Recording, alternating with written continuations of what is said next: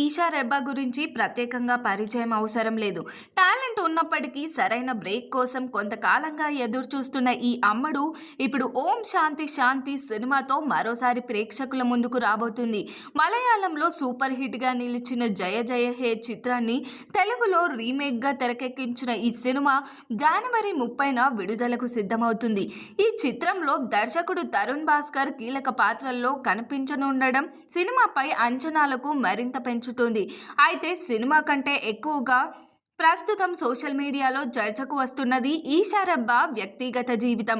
ఈషా రెబ్బా తరుణ్ భాస్కర్ మధ్య డేటింగ్ ఉందంటూ వస్తున్న రూమర్స్ నెట్టెంట హాట్ టాపిక్గా మారాయి.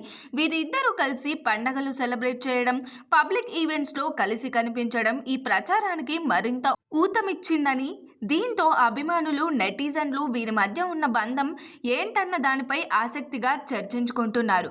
తాజాగా సినిమా ప్రమోషన్లో పాల్గొన్న ఈషా రెబ్బా ఈ రూమర్స్పై తొలిసారి స్పందించింది.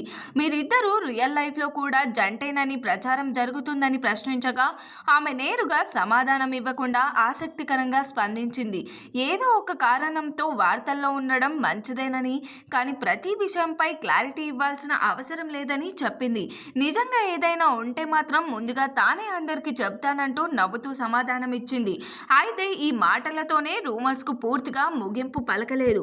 తాను ప్రస్తుతం ఒక వ్యక్తితో డేటింగ్లో ఉన్నట్టు ఈషా రెబ్బా అంగీకరించింది.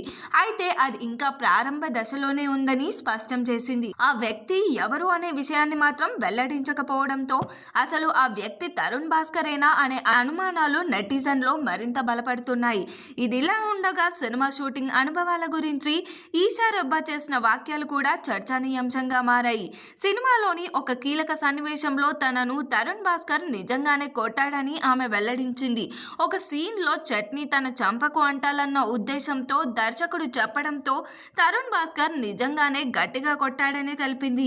ఆ క్షణంలో ఊహించని విధంగా తన కళ్ళ నుంచి నీళ్లు వచ్చాయని ఆమె అనుభవాన్ని పంచుకుంది.